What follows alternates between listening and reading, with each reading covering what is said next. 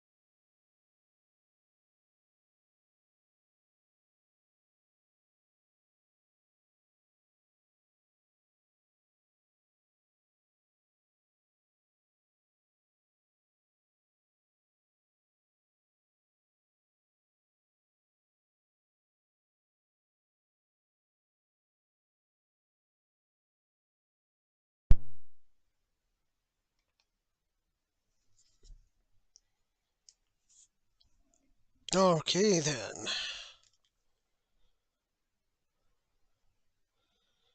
Welcome, ladies and gentlemen, and also Happy New Year. As you surmised, we're going to do another guide video for Final Fantasy XIV. I feel like doing these guides is a pretty good way of paying it forward a little bit to a game that was quite special. And so I hope that these guides give you guys a bit of insights and a little bit of help if you're new. And if you're someone who's been here before to watch my videos, then welcome back. And good to see you again. Hopefully next year I can see you guys a little bit more. And in fact, that will be part of my New Year's resolution, so to speak, is to do a little bit more streaming. But I have a few things that I need to take care of first before then. So stay tuned and look out for that. Anyway, the topic of today's video will be to become a streamer of Final Fantasy XIV. Now, I know what some might say in the comments section or other places. They might say, like, who's this guy to say how you be a streamer when he's just a little guy and he doesn't even bring in lots of subs or views, whatever. Well, the thing is about that is that anyone can be a content creator and streamer.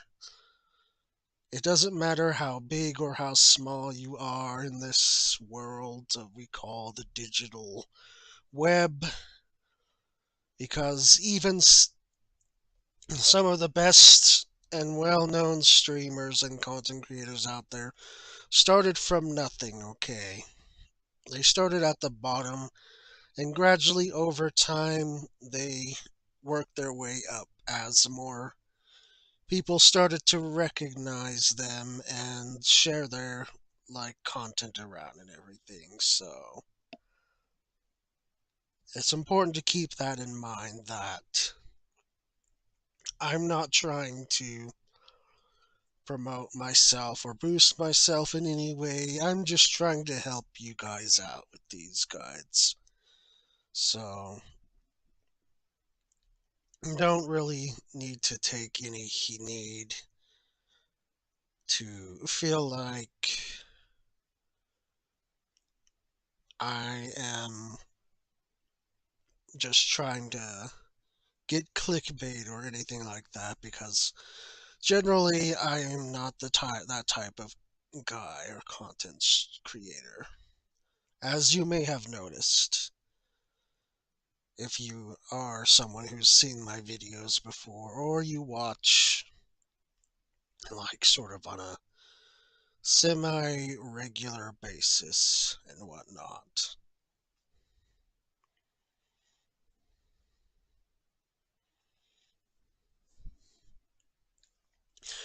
But in order to talk about becoming a Final Fantasy XIV specific content creator, we gotta talk a little bit about being like a content creator and streamer. So, first off, being a content creator and streamer can be done in various methods and various ways. And what I mean by that is that you don't have to be like some mathematical genius or, technophobe wizard or anything like that. You just have to have a basic understanding of how to use softwares for recording purposes or for streaming live purposes.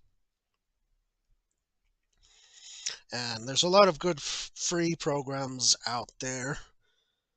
You just need to really, do your research a bit, do some homework, and pick the one that you feel like would be best for you. For example, the one I use right now for myself is called Gamecaster, and it can be found on their website. And basically, it's a free streaming service that just requires, you register yourself an account.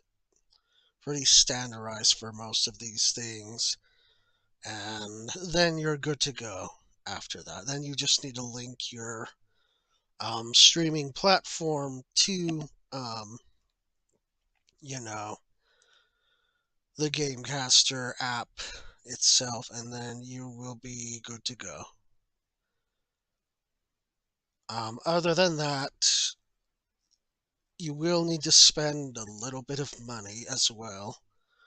It doesn't have to be a whole lot per se, but the better quality the equipment you have, the better quality things will end up turning out in the end. So keep in mind for that is that you don't want to go to something that's so cheaply made that it stutters out or sounds really crackly or fizzy when you record, because then that really affects quality as well as exposure, which is something we'll talk about in this video. So just make sure that you look at reviews closely before you buy equipment. Make sure that it does have what you personally need for the type of content you're going to be making and sharing or broadcasting, because otherwise, um, it will be really hard to get your foot in the door and get people to take notice of you and such. So, definitely what you'll want on your list of equipment is a microphone or headset. Me personally, I prefer headsets because they're comfy and they're easily adjustable to where you can, you know, make sure that you're in a good enough position to be heard from your mic, or if you need to, for whatever reason, like do something and you need to pull your mic aside while you're doing that one thing, then that you can definitely do with a headset versus if you were to get like a USB mic that you have to put on like a stand or like a extension, you know, extender, or one that you hold within your hand, basically. So I recommend a headset because that's my personal preference, but maybe you're someone who prefers the other options, and that's perfectly fine. You can still find good quality ones for a pretty good and fair price without having to spend over, a couple thousand or a couple $100 for equipment there. The other thing you might need for streaming is a solid webcam if you're someone who will be filming like reactions, or like someone who vlogs their daily routines and stuff, or just likes to really put their face out there for, you know, people to see and for you to connect, I guess, on a sort of deeper level with your audience. Because I hear that is a thing, but honestly, there's still many ways you can still connect with your audience even without having to show them your face. But again, that's all personal preferences on which you prefer to do. And in this days and age technology, we also now have VTubing, which the V part stands for virtual, which is essentially you use a third-party programming app that takes a character, a cartoony character or anime character, and places it over where your face would be on a webcam. So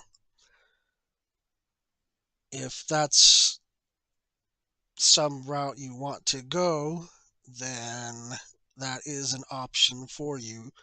Like, say you want to connect with your audience more, but like for whatever reason you couldn't because you were limited by personal situations or circumstances, for example, then VTubing might be a good option or a good substitute for you guys. And also, if you hear some racket in the background noise, um, well, it is New Year's festivities here in the West where I live, so they typically will light fireworks and stuff like that.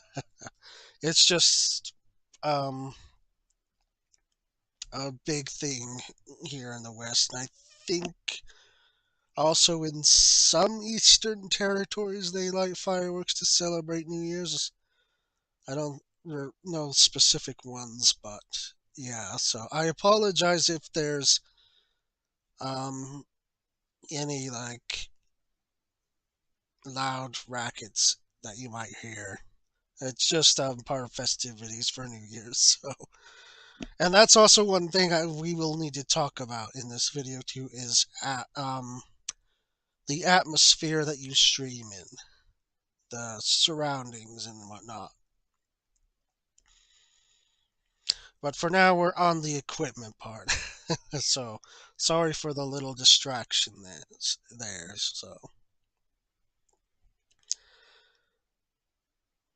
So again, if you want to do a webcam, then you can do it two ways there. You can show your real life face if that's what you prefer, and if you're too shy or have other reasons why you do not wish to show your face, then there's a VTubing option where you can opt in a third party program which will access your webcam and it will project your character onto your webcam, essentially where you would be like sitting or like, I guess, reclining or whatever the case may be. And this has become a pretty popular trend in recent years, so it's definitely a fun little thing VTubing is if that's your preferred method.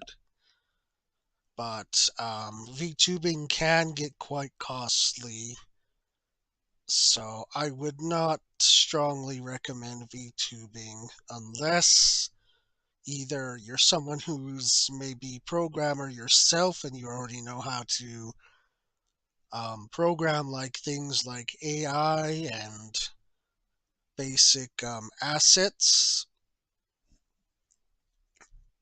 then you will probably have an easier time without having to spend too much money.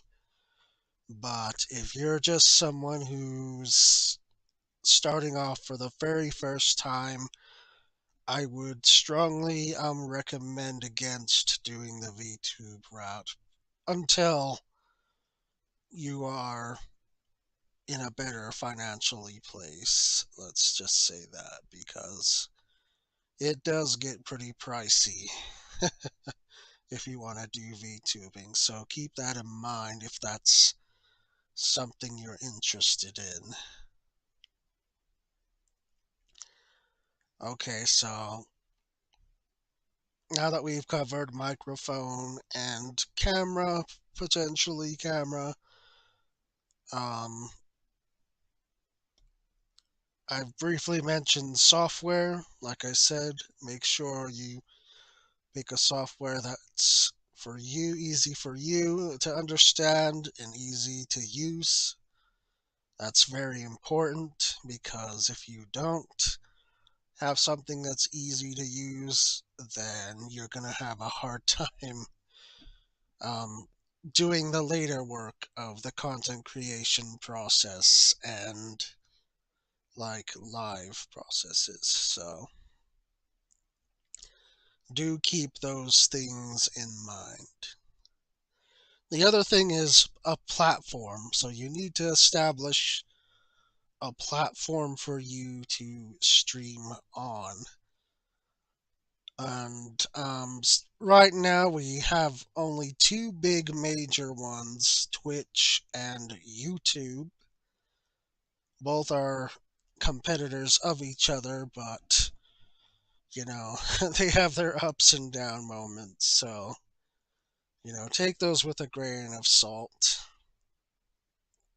And don't think that it is the be all end all because you do have other options that you can choose. There's Vimeo, for example. You could also do streaming from, I know it's as archaic as it sounds, Facebook. There's also streaming, I believe, on Twitter, but I don't think I would recommend Twitter personally. And then there's Discord, which is a very nifty all-in-one media app that allows not just only streaming, but you can form communities in this app, and it's also very good for um, like voice chatting with friends and family, and it just can do a whole lot of other things. It can upload content, videos, and um, pictures and all that fun stuff. Although it is kind of limited in that, which is very unfortunate, but that's how business works. Sometimes you just have to fork out a little bit more just to get more features. So it's all up to you how you wish to spend. So, but Discord is an option for streaming as well. It's free, but I wouldn't primarily stream from Discord alone, as this ties into the whole exposure aspect of streaming. Whereas you want to get yourself out there to as many places as you possibly can that are widely used and multi-purpose, because that's how you start to grow an audience in streaming, is by branching out to many different media platforms and devices so that people can know who you are, they can see who you are, they can react to your content, and just kind of put it around out there and share it so that you get more growth in your channel and growth in your network.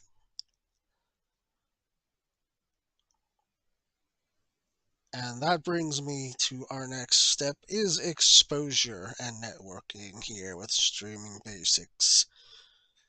So basically, you want to establish a pretty strong network and, you know, use all available resources at your disposal. So there's plenty of social media apps and sites out there. I think a lot of you know them by name by now. Twitter, YouTube, Facebook, Reddit, Discord, Twitch. There's that Vimeo I mentioned. There's Dailymotion. Um, Instagram. Um, TikTok. There's just so many of them out there, really. And if you have a lot of them, then you're already in the right direction already. So congrats, and keep managing that well, and you'll definitely have more of a growth in audience and a growth in your network. Now, ones that I use myself, and I'm pretty bad at social networking, guys. I'll admit to that. So don't follow my example. But I use Twitter, Facebook, Discord, YouTube, and Twitch as my promoting platforms. They're pretty widely used. And another good way for you to sort of get exposure for your network, your channels, is to participate in communal events. So things that may go on within um, these different communities. Now, for Final Fantasy XIV specifically, there's a whole ton of community events that happen a lot, and they happen quite frequently. So you just have to look out for what's going on, and a good place to find where those are. Um, Discord servers, Twitter posts. There's an official Final Fantasy XIV Twitter as well. Um, you can take part in the fan fests. That also is a good way to help you get exposure. Um, just generally, like any conventions related to, geeking out and having a good time. Those sort of conventions are also good ways for you to secure exposure. And so, just by doing a ton of community like things and really shelling out your social media and advertising platforms to their fullest, that will help you guys wanting to become 14 streamers grow quite exponentially. So keep that in mind. And the other thing with that is knowing what your target audience is. So basically, you want to understand who the Final Fantasy XIV players are, and basically what types of content really um, abound and sort of help them out, or hype them up, sorry. Not help, but hype them up. So, and I'm going to teach you what some of those are here in this guide video, so that you guys who are aspiring to become content creators for 14 can sort of get your foot in that right audience that you want to acquire, or that you want to specifically do content for. So let's get to it then. So, audience wise, for Final Fantasy XIV. So we have to gain an audience from the Final Fantasy XIV communities. You have to understand like their mindsets, their minds, and what exactly helps them or makes them tick. Okay, so I've been a Final Fantasy player for about 11 years now. Or I should say, going on my 11th year this year. I've had 10 years of Final Fantasy XIV, so I've kind of had a bit of time to kind of digest and figure out the many different types of players that we have in Final Fantasy XIV. So there's the first and there's the most obvious one, which is your casual players. These Final Fantasy XIV players are typically the ones who don't log in as often, but they log in enough to where, you know, they maintain like an active subscription basically. And casuals typically like easy content to do that can be repeated, and that's very rewarding. They like to be rewarded. Now, the types of things that they like to do, these casual players, is crafting, gathering, um, flat fashion, or as they called in Final Fantasy XIV, glamour. They love to glamour, like collect the pieces of different glamour gear that's out there. Like kind of what I'm wearing on my character right now here. This is glamour type of gear, and I've decided to put it on for the stream just because I think it looks nice and because it also looks sort of like professional business attire, which is appropriate for this video in particular, as this is a guide. So that's a big one among casual players in Final Fantasy XIV. Minion collection, that's another thing, another collection that the casual players of 14 really like. So if you hunt for minions and stuff and you center your content around that, that will be a good way to cater to the more casual base of Final Fantasy XIV players. There's also role playing, which is another huge thing among the casual player base. Um, Role playing, I think that's pretty self explanatory, but if you're someone who doesn't really get it or understand role playing, basically think as if,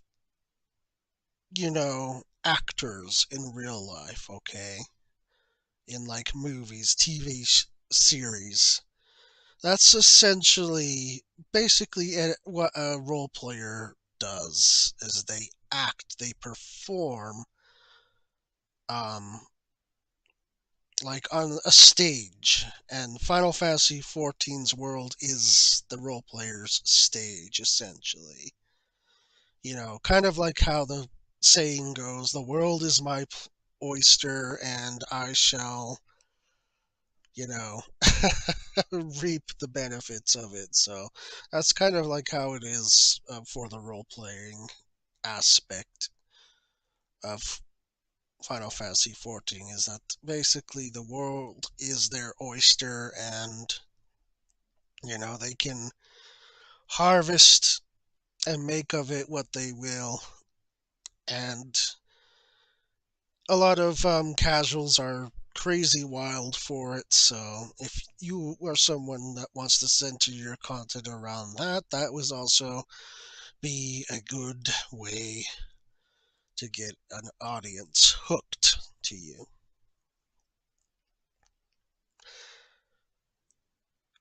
And the other thing is just like socializing. Casual players really like just kind of like kicking back and relaxing and socializing. So if you're someone like who really enjoys doing like VODs and like just general like hanging out as a streamer, then this would be a perfect category for you. Basically, is to just be a content creator, more casual content creator who likes to hang out and just basically chat with the audience. So that's definitely something that will appeal to the casual spectrum of Final Fantasy XIV, is that list of things I just put down. So keep those in mind, that if you want to appeal to the casual base, then those are things you need to keep in mind. Collection hunting for minions, mounts, or clothing, and hairstyles too. People really love those cosmetics. And role playing and crafting or gathering type content, as well as fishing. But fishing's part of the gathering, so you put that how you will. And also just socializing, essentially. That's will appeal to the casual audience. Now, moving up from those casual things is your sort of meaty, middle of the road types of player. These players like to dabble in some of the more challenging things, but not to a higher skill ceiling, but more of something that they can do to sink their teeth into for a little period of time, basically. So, kind of like in short bursts, consider it that way. And the types of content that this audience, I should say, will get hooked on. Oh, I forgot one thing in the casual section. Sorry, meme videos, funny videos, comedy, comical sketches. Casuals really enjoy that type of content exceedingly high. So if you are really someone who's comedic and you find joy in making people laugh, then and you just like enjoy doing stupid things in general for fun, then you will 100% sure succeed in that category of casual. So that's something to keep in mind. Anyway, sorry. Back to the middle. Um, about the middle sort of players will enjoy some of the casual stuff, but they'll also really get a kick out of PvP, which is a mixed bag. It's not like really hard to do PvP, honestly, in this game. It's pretty brain dead, if you ask me. But that's open to interpretation. I mean, there is some amount of skill required with PvP, but this is not a PvP guide video, so let's not dwell too deeply on the subject, shall we? Um, they do enjoy raiding and, the trial fights. So you might see a middle player like jumping in to watch like a savage fight raid, or jumping in to enjoy like a 24-man instance raid, or jumping into like one of the primal or like god deity sort of thing fights, or jumping in like PvP matches. Those are the types of contents that appeal to these middle ground players. So if you're someone who wants to appeal to casual and middle, then definitely keep in mind those casual things along with the PvP, the 24-man rating, and the savage tier, and like trial fights. Those will appeal to middle. Now comes the smallest of the audience of the crowd, but still generally well received. And this is your hardcore players, which they really like enjoy like the ultimate stuff. stuff that you have to grind hardcore hours into, um, stuff that makes you like foam at the mouth with anticipation or glee at being knocked out and pushed and bullied basically. they like um they like pain, I guess. Um but you know, they're very much smaller, so it's very difficult to appease this small group.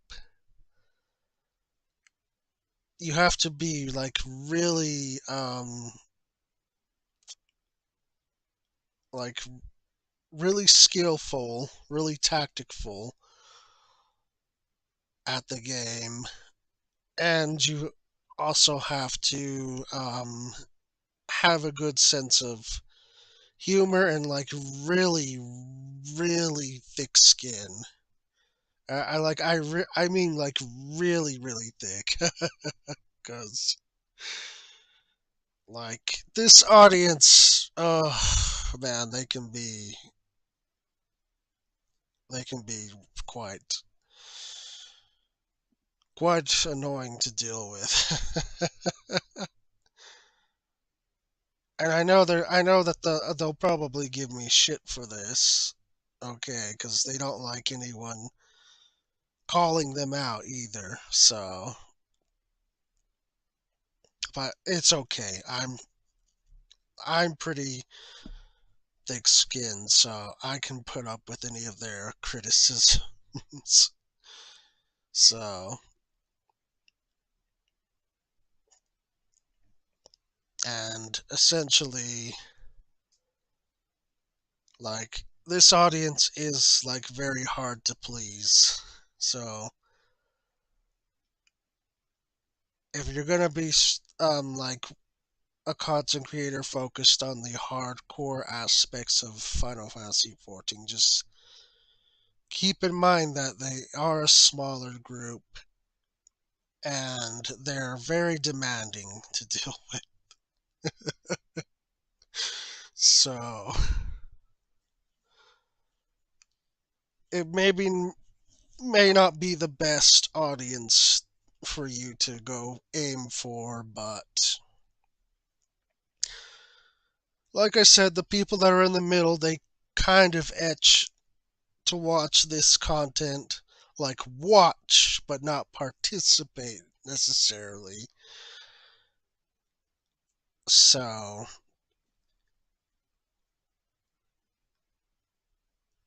but generally speaking, you know, it is a pretty small group within Final Fantasy as a whole. So, I mean, and then maybe that's fine with you. Maybe you do want to keep like a small community with you that you can relate to, and that's perfectly fine. You know, there's nothing wrong with that at all. Like, I'm not going to completely cut anyone down who wants to do that or discourage it. You know, if that's what you really want to stream and do, then by all means, please do. But do know the competition is rough. Like, I'm not going to sugarcoat anything here or make it all rosy because you need to know that it is a tough environment if you're going to try and stream just that content alone. And the audience is just as like tough as that environment. So, and plus with that audience, you'll lose them and you'll win them at the same time. They are never pleased. Let me tell you that. They will never be, and they'll never be pleased. So,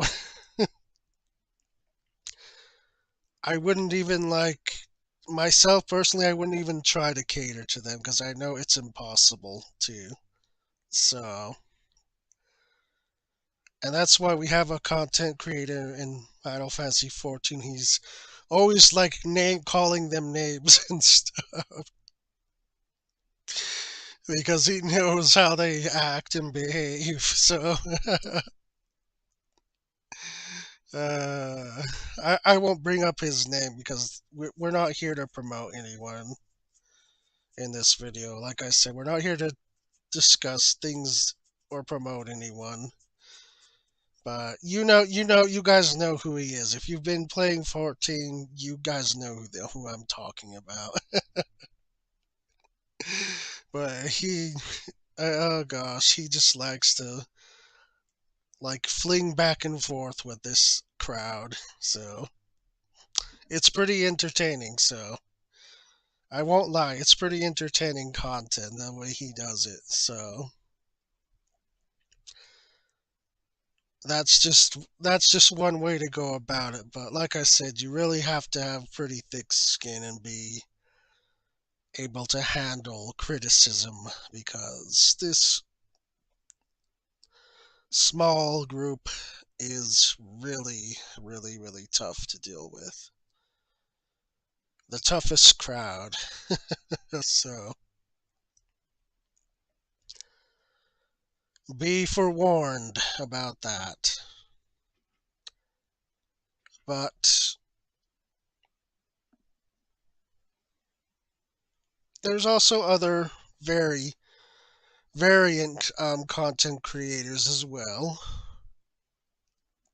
So, like, what I mean by that is there's cosplayers, people who cosplay Final Fantasy. There's also people who do like music channels for Final Fantasy 14. There's also um, like people who will do, I guess, voiceovers, like voice acting. And then there's also people who put together like music video type videos with dancing with their characters, for example, or dancing with a lot of different characters. So there's also that type of niche as well.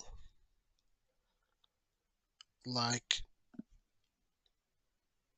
really, there's just like a lot of different things you could try and do as a content creator and live streamer in 14.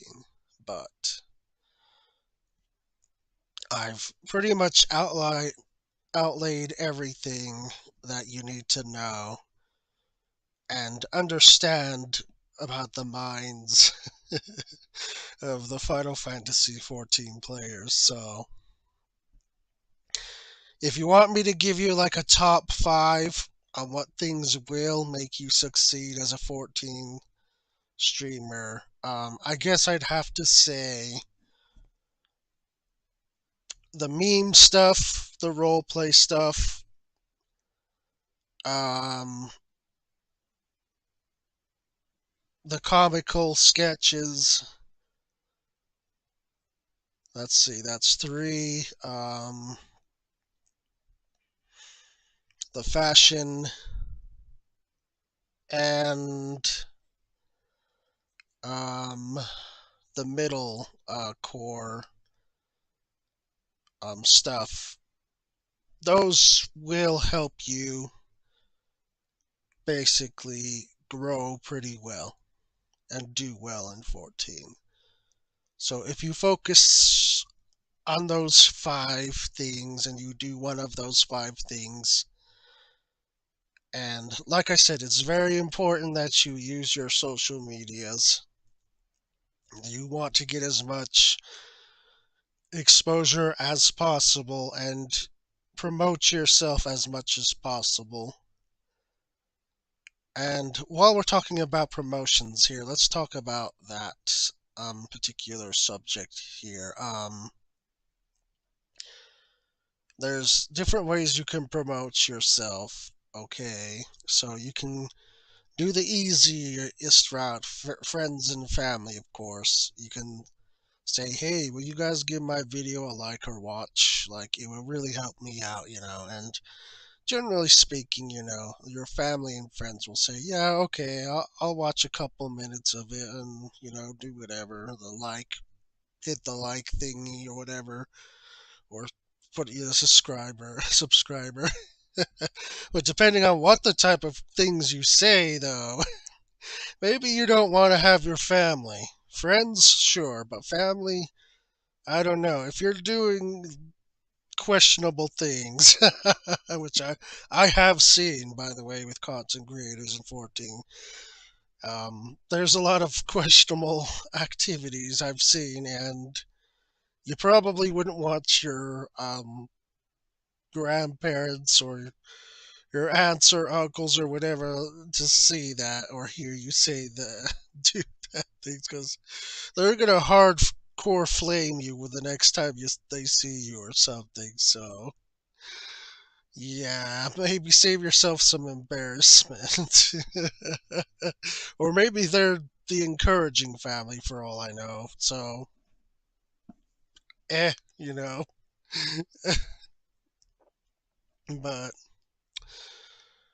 that's the easiest and first step of promoting yourself is, you know, try family and friends first and see how well that goes. Because sometimes family members will show it to like their coworkers too, or they'll show it to like their friends, and then their friends will show it around, and etc. etc. etc. So that's always a good start is by starting with family and friends to help you promote your channel and content. So the next thing to do is, like I've said, participating in communal things, going out to like conventions or like the fan festivals. Those going out to those things can also help you a lot. You can, um, rent a booth to promote yourself, or even you can just like hand out cards with permission from like the venue or whatever. Whoever is manager over the event, you can just say, hey, can I hand out um my card to promote my platform? And they'll be like, yeah, sure, that's okay. Or they'll be like, yeah, but we're gonna charge you like a little fee or whatever. you know just like putting yourself out there um will really help you expand and grow in your network, your platforming. So highly recommend that you do that to help yourself out a lot. And also, like I said, keep up with your social medias. Make sure that you're posting your content on those places and that they get received, and it will help you out a lot, as well as uh you know it could also, another form of promotion is you can also apply for a company. Like there's some companies that will help you grow by helping you get the right um, audience and stuff that you need. I guess it's sort of like mentorship programs. I know people don't like to hear that. They're like, oh, God, that means I'm actually going to have to put in effort. But there are there is that option as well for promotion if you're really not that good at like dealing with all the responsibilities and stuff, then that's another good option for you, is to look for a company that will sponsor you essentially, and they'll send your content out so that it looks professional and it's like well maintained, and they'll give you like tips on how you can improve if you're like, say you did like not as optimally as you could have been doing for like a video or for a live stream. Then the company can coach you and say, so we noticed that you were strong here on this particular part, but you kind of fell flat on this section here. So maybe next time try doing a little bit more of what you did here and do less of that part that you did there. And this should help your audience grow a little bit better. So they just offer like those kinds of like advices and stuff. And they also will help you with like the editorial stuff as well. So like if you make videos, for example, and you want to know how to do specific things, like trimmings or like adding in special like cuts or like special sound effects or music bits, then a company can do help you do all that stuff, or they can use one of their staff members assigned to you be your editor, and your editor will basically do all that work for you, while the only thing you'll need to do is just do your um, live broadcasts or like do your creative thing. But that does cost a bit of money being in a company as well. So, like, if you're in a company, essentially, they do claim a certain percentage of what you earn off of your content. So, it's maybe not the very best thing to do if you're just starting out. So, I would recommend, if you're just new to it, then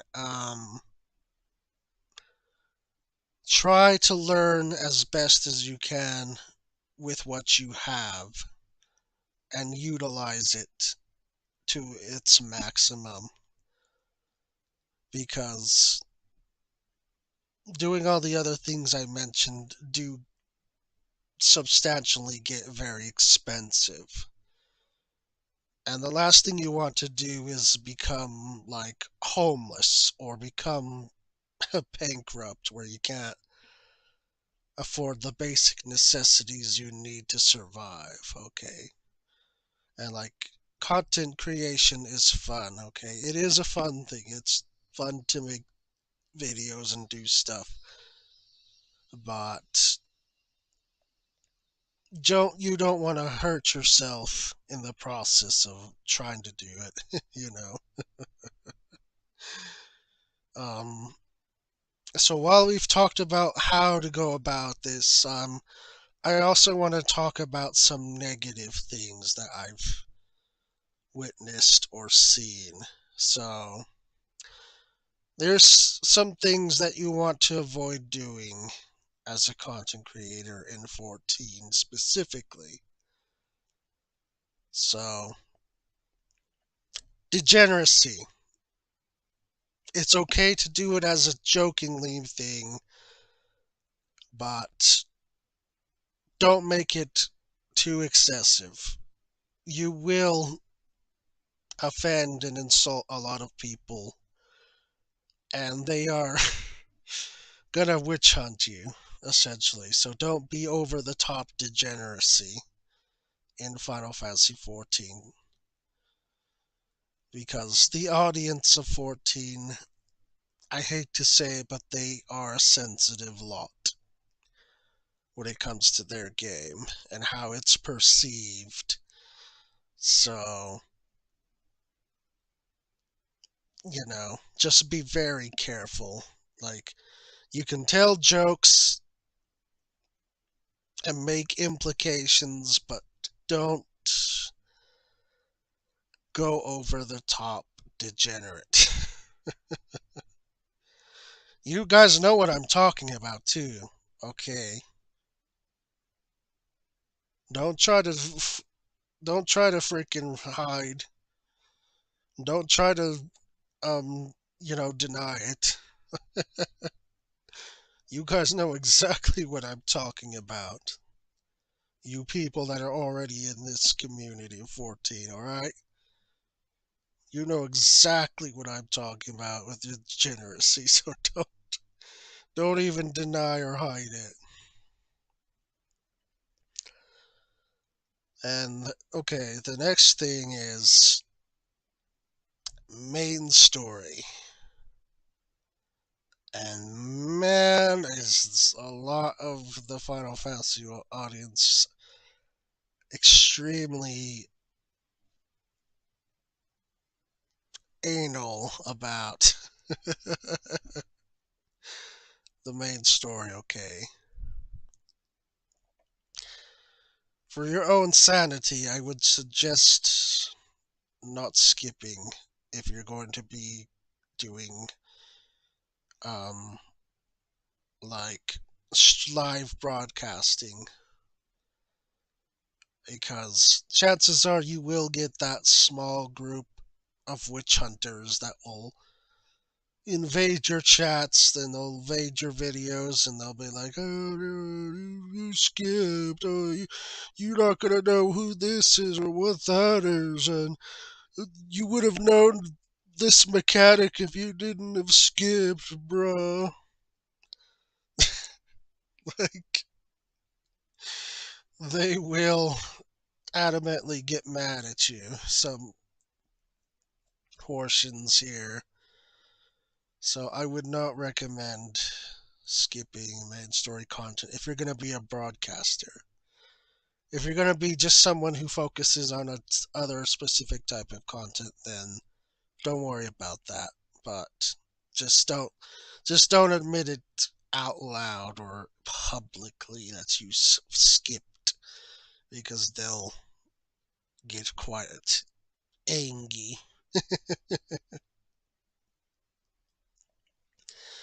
The other thing is, do not be toxic. Okay? Don't be that guy. Okay, that's always shitting on people for underperforming or from saying things or being casual or whatever it may be. Just don't be that guy, okay? That's another thing that really kind of pisses the communities off, is when you're overly toxic towards other people and other players in game. So, sorry, not sorry, if you're gonna be that person with that kind of attitude. If that is your whole character arc, your whole development as a streamer, then you will not do well in 14 as a creator streamer, because they do not like you being toxic towards people, okay? And if you're that way, you're gonna have an army of people waiting in line to witch hunt you and possibly try to get you banned in case you slip up and like accidentally, quotation marks, show a parser or something of that on your stream, then they're gonna hardcore flip the GM call button. You will get banned. So don't be toxic. All right. You can say disagree about how things work. Okay. That's perfectly fine. There's a difference between being negative and toxic and being critical. You can be critical and not be an asshole. Trust me, it's not that hard of a thing to do. Like, you can say, I'm not feeling this fight here. I don't like how it's designed. It's just just not my thing. And that would be perfectly fine to say. But when you're actively saying, "Oh, this game is crap. This mechanic is dog shit." Like, this person needs to get kicked. They're pissing me off because they're not doing what I want them to do or something like that. Then you're going to be in trouble. So, don't be that guy, okay? Don't be that guy, okay? Just don't. And the other thing of don't is basically oh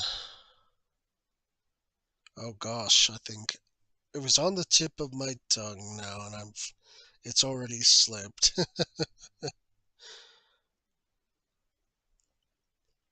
It might come back to me. Hold on.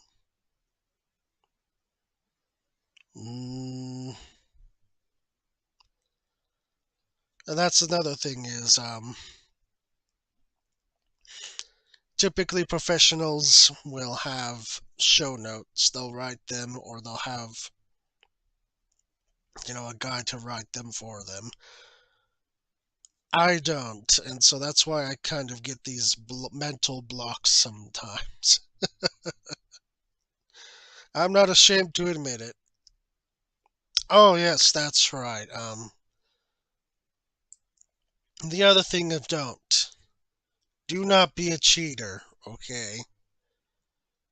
Do not be a cheater and promote third party things like mods, enhancements, boosters, hacks, or anything like that. Okay, that's strictly forbidden in Final Fantasy XIV, and it's against the terms of service of the game that you sign up for. So don't do that, okay? Because you will be in some deep trouble if you're reported, and it will be 100% your fault. So I've seen like some content creators get mad over getting reported over certain things, over like a UI change or like a text bubble or like a clothing mod, for example. Like, I've seen some creators get all frustrated and mad because they got banned over that. Well, guess what? You fucking deserved it. You fucking knew what you were doing was forbidden and you still did it. So I don't feel bad for you, and yeah, just don't do that again. So if you're gonna be a content creator 14, please don't promote these third party things. They are, in fact, illegal in some countries. They can take legal action against you as a start. But also, you will get banned. Your account will get banned, possibly permabanned. So ask yourself if it's worth that risk. And if you said, yeah, I'll just make another account, then okay. But if they find out that you've made another account, then they're just going to block your IP and your credit card. So Like they're not gonna mess around. You're not just gonna be able to like, oh, I can make another account. They're gonna know it's you if you do that because you're gonna be streaming again, and they're gonna be like, I thought we banned this dude. Why is he back? They're gonna know. Okay, they're not stupid. And then you guess what? Then you'll get even more restricted. Like instead of having your ban be like however long it was, like I said, it could be a permanent ban, or they could just straight up delete your account, your service account. Which means all the time you spent on that character that you thought was perfect in every way, and the hours that you may have logged, just gone, completely out the window. So don't risk it. And the other thing is, with that, when you get a strike, okay, against you as a content creator, like a ban, and this happens on stream, okay, guess what? You're going to be disqualified from being invited to things like interviews with the producer or developers. You won't be invited to do like fan fest stuff, and you won't be invited to do media tour, which is where they invite influencers, as they call them, to participate in this super secret and hands-on thing of like before like pre-expansion release, basically, where the influencer gets to try out all this new stuff before basically everyone else, and they get to make some like content around it. So like if you get striked and banned because you weren't following the rules, you'll never be invited to such things. And the reason why that would be a big deal, why you could be invited to that things, because again, that's ties into the whole exposure thing, getting yourself more exposure and helping your platform increase in numbers. The other thing not to do is clickbaiting. Okay, that nonsense is just completely uncalled for, and it really puts a negative light on yourself if you're just gonna clickbait for views and stuff like that. Like, don't do that. And that can be frowned upon by the communities of 14 too. They don't like being baited. Unless the bait is tied to the comical thing, okay? Then they'll be like, then they'll laugh it off, okay, and give you some forgiveness. But if that all you do is clickbait, you are not gonna last very long, my friend. I can guarantee you that. You're not gonna last very long. So don't do that stuff, okay? If you're gonna make a video, then make the intention clear. Don't just over exaggerate or overhype something in like your thumbnails and your titles when that's not what the purpose of your video will do, because you will get some backlash and it won't be very good reflection on you, not just from like the viewer's point of view, but from like any potential business partners that you might acquire. They don't like that stuff either. So, and while we're on that topic of business partners, sponsorships. Okay. Sponsorships are a great source of income. Okay. A sponsorship is worth more than, you know, the daily ad revenue you could get from having ads played on your video. Okay. From ad revenue alone, you're really making pennies on the dime compared to a sponsorship. A sponsorship will offer you a contract. And Square Enix does do this for some of their content creators. I can give you a couple names here. And yeah, I said weren't gonna expose sure for anyone, but in this instance, I kind of have to in order for you to understand. So,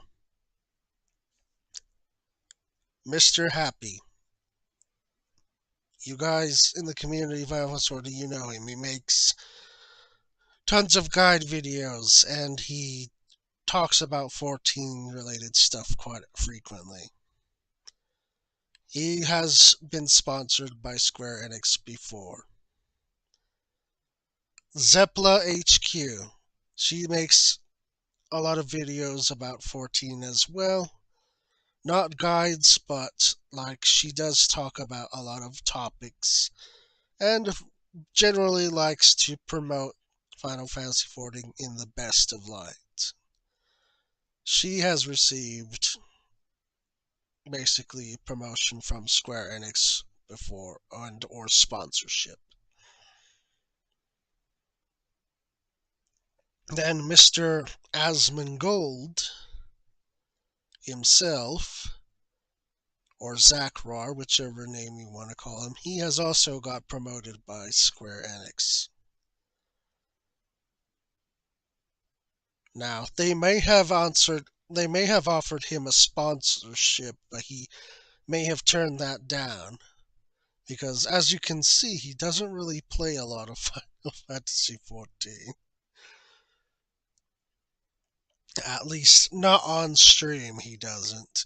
I mean, for all we know, he could be playing off stream like little bits at a time, and you guys probably wouldn't even notice unless you're like friends with him personally, or in game he's added you as a friend. But I have no doubt in my mind that he probably had been offered a sponsorship, but he's also gotten promotion from Square Enix, so. And like I said, these sponsorship deals pay pretty well. But I want to stress this about sponsorships, okay?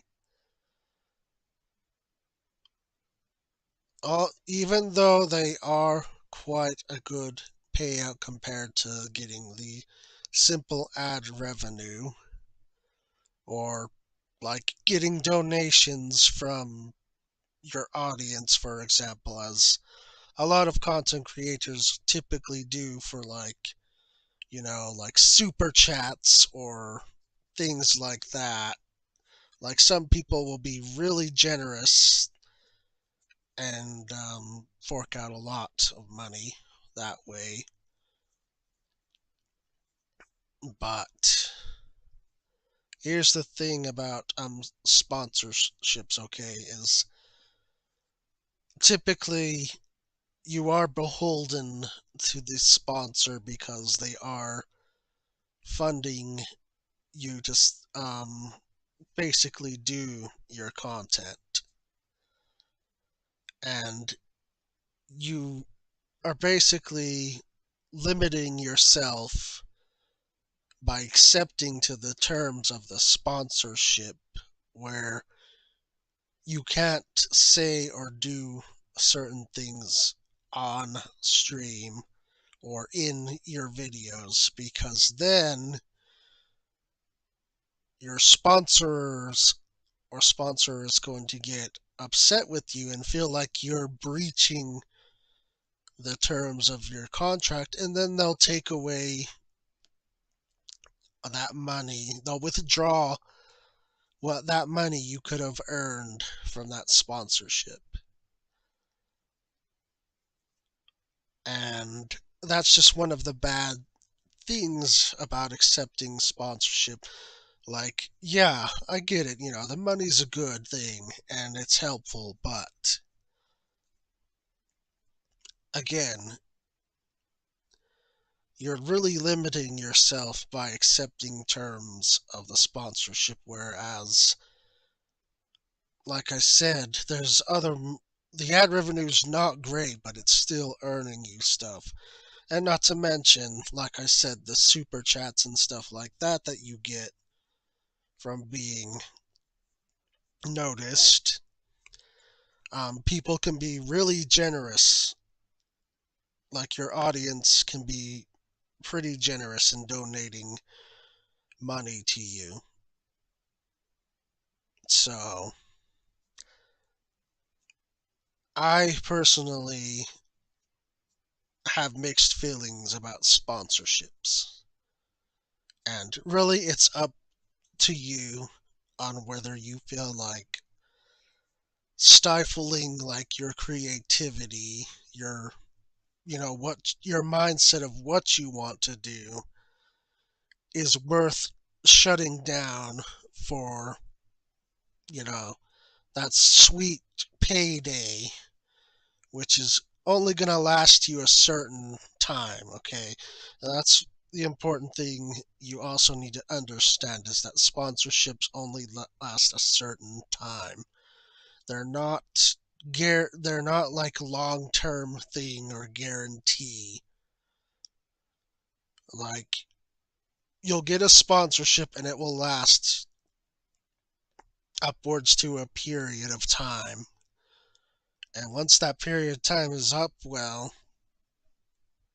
you've got basically paid from them and they're done with you, or they'll contact you again at a future date and ask you if you will do another sort of sponsorship deal through them. But again, like I said, you have to be the one to decide if it's worth it to basically place a filter on your creativity process, and and essentially your honesty. you know like, some companies can be pretty damn predatory, not gonna lie, and they will basically tell you, just like, you may want to say this about this, but why don't you just bend the rules a little, and tell just a little sweet lie? There's no harm in that, right?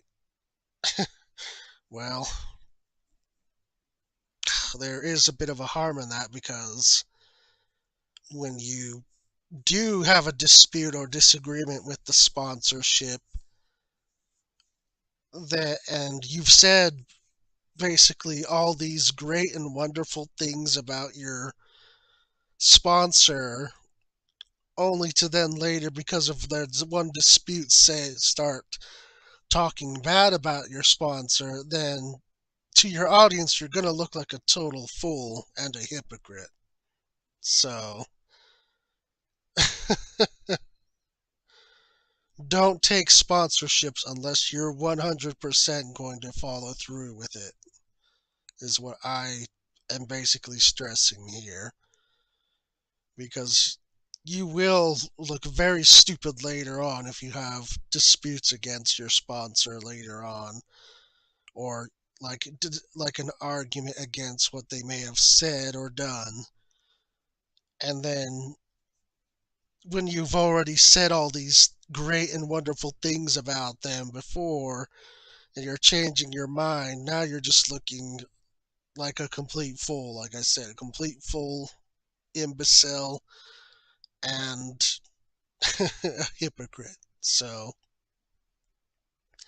know what you're getting yourself into when you do sponsors and what their terms and conditions are. Because, like I said, it has its downside, and you need to keep that in mind and whether it's worth it, if it is worth the risks that may become involved. So, but anyway, that is basically it for this guide. That's really all you guys need to know about content creation and streaming is that, it has its ups, it has its downs. It can be a very positive and uplifting thing if you make it out to be. You got to make sure you are aware of your audience and what they like and agree with, what they dislike, and what they don't want to see. And it's kind of like something that you have to juggle with to really comprehend and make work and be successful in. And like I said, I am not the best at it, but I want to, I do understand like what it takes to get really good at it and stuff like that, okay? Like I do grasp the concepts and what is required for you to make it happen and make it work. It's just that I kind of lack motivation to do it at the moment. And a lot of that has to do with me personally. It's more of a personal thing. Like, if I were to take my own advice that I'm giving here in your guide, then I would 100% be pushing pretty good numbers and be comfortable. But I've decided not to do that right now. And like I said, for personal reasons. And we'll leave it at that. But anyway, if this guide was helpful, useful to you, then thank you for sticking around and watching. I would greatly appreciate it if you share this guide with your friends who might be wanting to maybe become Final Fantasy XIV creators. And I would immensely appreciate it if you give me one of those thumbs ups, a like. This is something that helps content creators a lot when you do that. I should mention as well, if you give them likes and you watch their video for at least 5, 10, or 10 minutes, you know, then that really helps boost the algorithm, which is a computation here on YouTube. When YouTube sees that you have a pretty good like ratio and like a watch time ratio, um, it kind of pushes you up the line a bit and helps you get a little bit more exposure. So I'd greatly appreciate if you could help this guide get pushed around and helped out. Like I said, I'm not trying to like help myself with this. I'm mainly trying to help you guys. And the more that videos like this get around and get to people's ears and eyes, then the better off it will be. Oh, before I forget, a couple tips on FFXIV Streaming. So, sorry. I know it sounds like I lied and deceived you. I'm so sorry. But there actually is some tips. So there's a few emotes you can execute here to make it so like your character's like mouth is moving, if that's what, like how you want to do it. So you can use this one that is called Elucidate. You can buy this emote on the market board in game. Same with this Converse one here. It's also something you can buy on the market board. I do believe both of them are done from something that's known as treasure maps. Like you get a little dungeon thing to do with friends, and basically these two emotes function as if like you are talking like directly to people. You can also make a macro, which is a sort of computation set of commands, which tells the game, okay, I'm doing this action and I'm wanting my character to say this from his mouth. So when you use like um, a talking macro, then like maybe I can do this as example. See, it'll make my character move his lips so as if he were talking at you. Another thing you can do is use this little feature in the camera mode. So right now it's kind of like looping me because I did an emote. So let's say I want to cancel that out and just sit and talk. So let me go ahead and do that real quickly. Oops, sorry. Okay. Simply do that. And then let's say I just want to sit here and like just run my mouth. There's this thing in this G pose menu called lip movement. So you have two different ones. This third one is kind of like you're talking like really fast. So, or if you just want like a more mediocre pace, then you have this option, or you just like want to be like slow, maybe ASMR like sort of thing. Then there's this one, and you can just leave that on like a loop to sort of play back as you're speaking. And you can also pause it, though. As you can see, depending on where you pause it, it may look funny. So, but if you're continuously talking, like I have been in this video, then this could be an option for you to have your character's lips constantly moving like that. Or, if you're a VTuber, then you automatically can import like an asset to make it so that your character will their mouth will move like whenever you start talking, etc.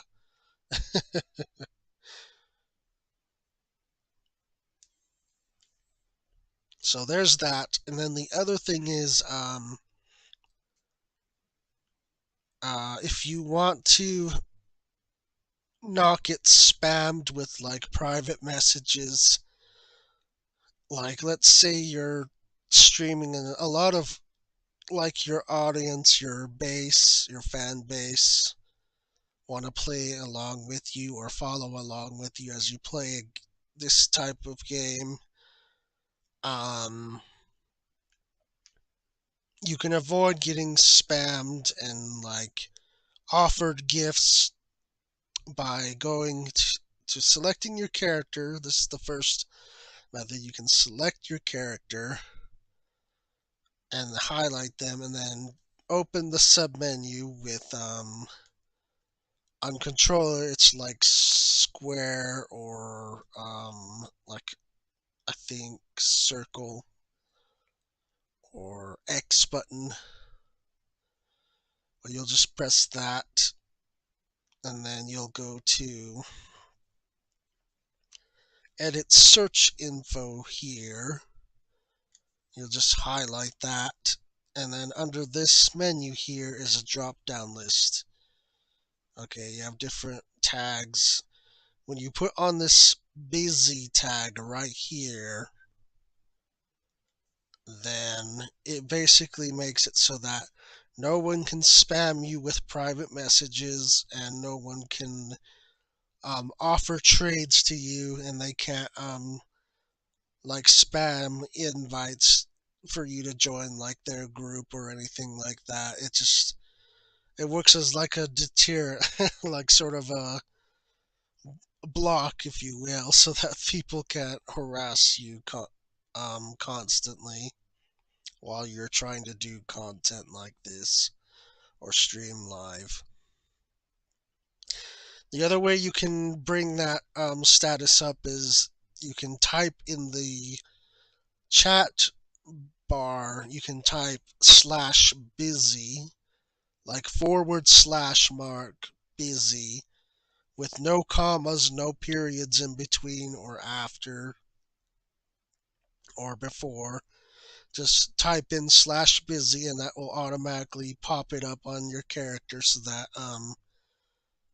like I said, you don't get harassed and spammed. And then another feature is that you can hide your UI by going to your chat log settings, find the UI, and it has this list of all these different things that show up on your screen. You can choose to hide those so that they're not in the way of the specific type of content you might be trying to do or display. But if you're going to do like battle content, then you're 100% sure going to need your parameters on. Otherwise, you're going to probably have a difficult time. um, but definitely make sure you don't show your server, because that can lead to a ton of harassment. I've seen Final Fantasy XIV content creators make that mistake of having that shown. And I'm just like, no, what are you doing, my man, or my, or my lady? You know, you're gonna get swarmed. You're gonna get swarmed and harassed. So don't do that. When don't show like your time or your server.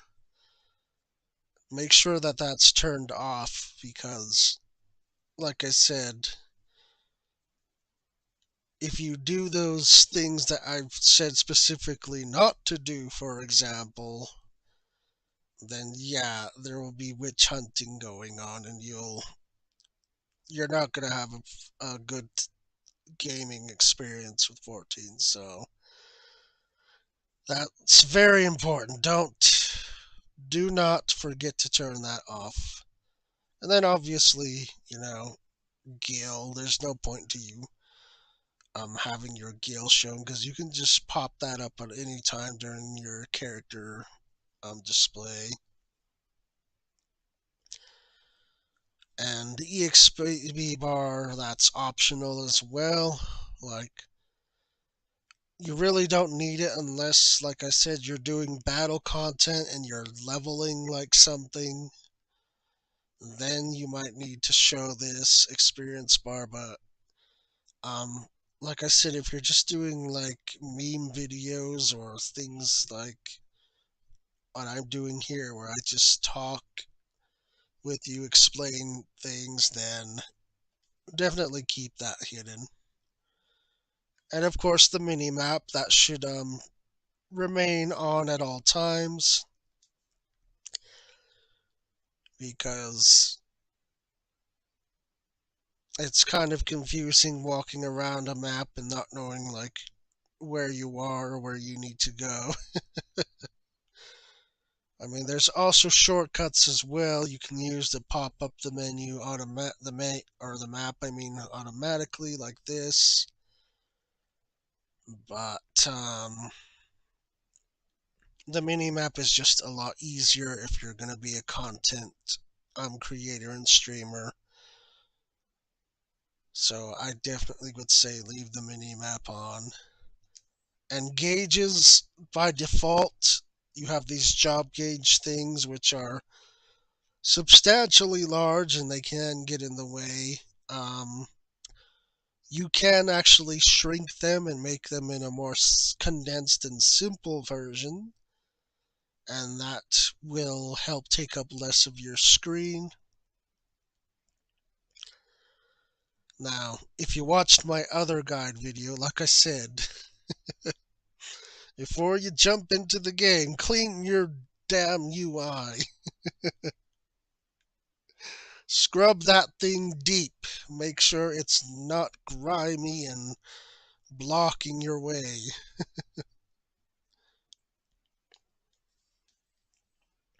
And then the other thing that I just did there, you can hide your chat. I'm using controller, so the way I do that is I hit the like options or like menu little button dib, and then I hit the square button and press X to hide that log there. I'm pretty sure on PC it's just a couple clicks of bringing the menu up and then hiding it. Like I got my keyboard here, so let me see if I can figure out. Okay, maybe not. Maybe you have to input a text command. I don't usually use PC stuff when I play 14. I grew up strictly on console gaming, so so it's kind of hard for me to figure out some of the computer stuff. But more than likely, it's probably just like a command type that you type in like hide chat or something like that. So like slash forward slash hide chat or something. But hiding chat is important to do when you're a content creator and streamer. Another thing to do, okay, is name display. Like, don't have other people's names be showing. And the reason I say this is because not just of like copyright things, but there's also legal things as well involved. Like, no joke, if people don't like that you're exposing them in an online atmosphere or like a public sphere, like they can make like a claim against you, and that can get you in some pretty deep legal disputes, which is just not worth it. So, and I mean, generally speaking, a lot of the community doesn't care about that sort of thing so badly, but I err on the side of caution because you never know. You might one day get that overly sensitive viewer or like that Karen or, you know, that one person that's just having a really cruddy day and they want to take it out on someone and that just happened to be you. So this menu here gives you the option to hide names completely, and you kind of have to hide the pet too because the pet displays names. Unfortunately, I don't know why developers did that. Like, I guess it's so that people aren't confused whose pet's who, but I mean, that doesn't really make a lot of sense because everyone knows what the pet's name is. They know, like, you know, like, how could you realistically lose track of your own pet? I don't understand. But yeah, they have that on pets and on minions, and that makes even less sense on minions. Like, why? Why would you get confused what minion you had out when you summoned it, and you can also beckon it to your side, some of these minions. Like, it doesn't make any sense. But here you do, like I said, you do have options. You can have names displayed never, or it'll say what type, so you can actually abbreviate their names to initials, so that way no one's being shown off here or anything like that. And like the other thing that would help with hiding names is like your friends, okay? Like, it's just a good service to your friends as a streamer. Like, a lot of times, like I said, people that can be pretty nasty, if they don't go after you, they'll go after your friends, and then your friends are gonna then blame you for it and stuff like that, because you know, put them in your video and stuff like that without consent. And that's where that all comes in, is to consent. Like, you have to have a manner of consent to put someone on a video. And this is especially true in like the JP side of things of this game, is they like privacy, okay? And they prefer to have privacy. And if you do things without their consent, they're going to get extremely angry. And like, they will ghost you and blacklist you, block you, um hunt you, and do everything in their power to take actions against you. So,